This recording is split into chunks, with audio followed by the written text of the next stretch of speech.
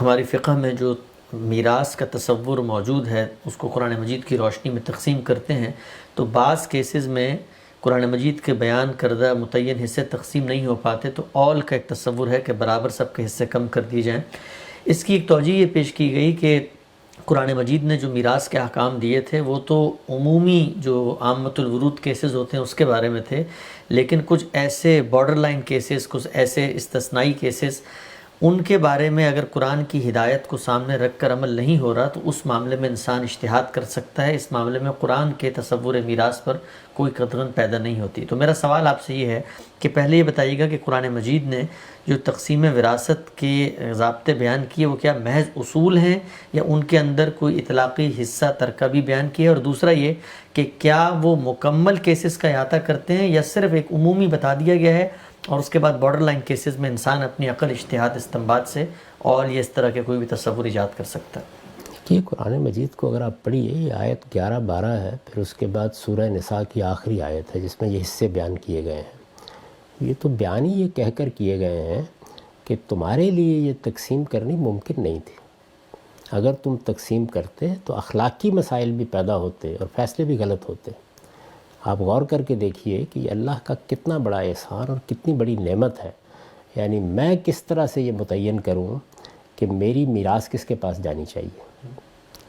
میں بچوں کا نام لوں تو والدین کے ساتھ زیادتی ہوتی ہے، بہرحال وہ بھی میرے پالنے والے ہیں، میری پرداخت کرنے والے ہیں، مجھ پر بہت کچھ انویسٹ کیا ہوتا ہے انہوں نے، اپنی زندگی کے بہت سے ایام، بہت سے اوقات، بہت سی محنتیں، بہت سا مال خرچ کیا ہوتا ہے اولاد پر، انہیں محروم کر دیا جائے۔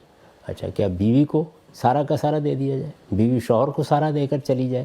یعنی یہ اللہ تعالیٰ نے تنبیہ فرمائی ہے کہ یہ متعین حصے میری طرف سے بیان کرنے کا سبب ہی یہ ہے۔ چنانچہ اس میں پہلے جو انسان کو فیصلہ کرنا ہے اس کا حق دے دیا گیا ہے۔ یہ بتا دیا گیا ہے کہ اگر تم سمجھتے ہو کہ کسی کی کوئی ضرورت ہے، کوئی خدمت ہے، کوئی اس طرح کا معاملہ ہے اور تمہارے ہاں کسی کو کوئی وصیت کرنے کی ضرورت ہے تو وہ پہلے کر لو۔ اللہ تعالیٰ کے پیش نظر یہ نہیں ہے کہ آپ کو اپنے مال کے بارے میں اس ثوابدیدی اختیار سے روک دیا جائے، یہ کر لو، لیکن یہ ضرورت اور خدمت کی بنیاد پر کرو۔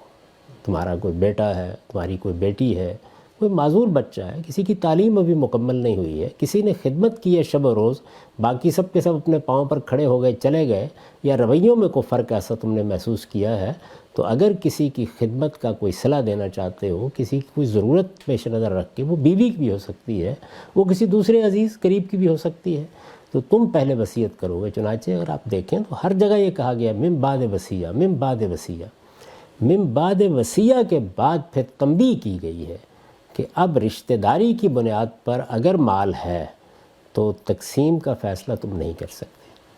جب تقسیم کا فیصلہ تم نہیں کر سکتے تو باقاعدہ بتایا گیا ہے کہ کتنا کتنا حصہ ہوگا۔ یعنی یہ ایسے ہی ہے کہ جیسے نماز ہے تو آپ کو ویسے تو بتا دیا گیا ہے کہ نماز عبادت ہے، نماز کی روح کیا ہے، نماز کا اصول کیا ہے کہ اللہ کی بندگی کا اعتراف کیا جائے، بندہ اپنا سر نیاز اس کے حضور میں جھکا دے، یہ ایک حقیقت ہے، لیکن اس کے لیے پھر مقرر کیا گیا ہے ایک طریقہ۔ وہ طریقہ یہ ہے کہ آپ کو کھڑا کیسے ہونا ہے، ابتدا کہاں سے کرنی ہے، ہاتھ کیسے اٹھانے ہیں، کتنی رکعتیں پڑھنی ہیں، ظہر کی کتنی پڑھنی ہے، عصر کی کتنی پڑھنی ہے، ان کے اوقات کیا ہیں۔ تو اب کیا یہ اصول بیان ہو رہے ہیں؟ یعنی عبادت کے اصول بیان کیے جا رہے ہیں۔ تو اسی طریقے سے جیسے عبادت کی ایک متعین صورت طے کر دی گئی ہے، بتا دیا گیا ہے کہ اس صورت میں 5 وقت اللہ کی عبادت کرنی ہے۔ بالکل اسی طریقے سے یہ بتایا گیا ہے کہ رشتہ داری کی بنیاد پر اگر تمہاری وصیت سے کوئی مال بچے گا تو وہ اس طرح تقسیم ہوگا۔ تو اس لیے اس میں تو کوئی اصول بیان کرنے کا سوال ہی نہیں ہے۔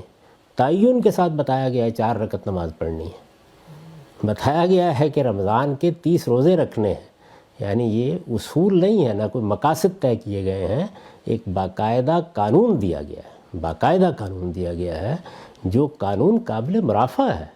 یعنی اگر کوئی وہ حق نہیں دیتا یا کوئی دوسرا وہ حق مار لیتا ہے تو قانون دلوائے گا اس کو، وہ اپنی طرف سے قانون کوئی فیصلہ نہیں کر سکتا۔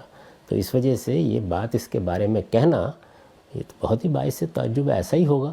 یہ متعین طور پر بتا دیا گیا ہے، اور متعین طور پر جب ایک چیز بتائی گئی ہے تو پھر اس کو ادا ہونا چاہیے۔ اب اس میں جو بارڈر لائن کیسز ہے اس سے مراد کیا ہے؟ یعنی بارڈر لائن کا کیا مطلب ہوتا ہے؟ بھائی کسی کی ماں ہوگی، کسی کا باپ ہوگا، کسی کا کوئی رشتہ دار ہوگا، وہاں پر تو آپ دیکھیے کہ اگر آپ 2/3 بچیوں کو دے دیں، 1/3 ماں باپ کو دے دیں تو بچتا ہی کچھ نہیں ہے۔ تو آپ مجھے بتائیں کہ 2/3 آپ نے بچیوں کو دے دیا اور اسی طریقے سے دے دیا، اب خواہ ایک کنی دینی ہے بیوی کو یا بیوی کی طرف سے شوہر کو، تو یہ بیوی شوہر بارڈر لائن پر چلے جائیں گے؟ تو ایسا نہیں ہے، 2/3 ہے نا۔ جب لڑکیاں تنہا ہوں گی تو 2/3 ان کے پاس چلا جائے گا، 1/3 والدین کے پاس چلا گیا۔ تو اگر جس طرح لوگوں نے اس کو سمجھا اس لحاظ سے اب بات کریں تو والدین کو دینے کے بعد 2 بچیوں کو دینے کے بعد شوہر کے لیے تو نہیں، تو شوہر بارڈر لائن کیس ہے، یا فرض کر لیجئے کہ بیوی بارڈر لائن کیس ہے، یعنی دور دراز کا کوئی رشتہ دار ہے جس کا مسئلہ زیر بحث آ گیا، تو ایسا نہیں ہے۔ دوسرے یہ ہے کہ جس کو کہا جاتا ہے نا کہ ہر قانون میں کچھ استثناء ہوتے ہیں، وہ استثناء عقلی استثناء ہوتے ہیں۔ یعنی جب آپ قانون دیتے ہیں تو یہ بالکل ٹھیک ہے کہ عامۃ الورود صورتوں کے بارے میں دے دیتے ہیں، اور اس میں عقلی استثناء موجود ہوتے ہیں۔ میں نے کئی مرتبہ اس کو سمجھانے کے لیے مثال دی ہے کہ اگر یہ قانون بنا دیا گیا کہ کل ہر شخص حاضر ہوگا اور وہ فلاں میدان میں حاضر ہو جائے گا، جو نہیں حاضر ہوگا اس کو 2 کوڑے مارے جائیں گے، 20 روپے جرمانہ کیا جائے گا، $2 تاوان عائد کر دیا جائے گا۔ فرض کیجئے کہ یہ قانون بنا دیا گیا ہے، تو اس میں عقلی استثناء ہیں جو موجود ہیں۔ یعنی اگر کوئی آدمی بیمار ہو گیا ہے، اگر کسی کا راستے میں حادثہ ہو گیا ہے، تو یہ مستثنیٰ مانے جائیں گے۔ یہ اس کو اس طرح بیان کیا جاتا ہے کہ جس وقت یہ بات کہی جا رہی تھی تو یہ جتنے کیسز ہیں یہ اس وقت بیان کرنے والے کے پیش نظر تھے ہی نہیں۔ تو کیا یہاں جب اللہ تعالیٰ بیان کر رہے تھے کہ 2/3 لڑکیوں کو دے دیا جائے، 1/3 والدین کو دے دیا جائے، یا اتنا 1/4 یا اتنا یہ شوہر کو یا بیوی کو یا 1/8 دے دیا جائے، تو ان کے پیش نظر ہی نہیں تھا یہ ابتدا سے کہ چلو یہ صورت بھی پیدا ہو جائے گی؟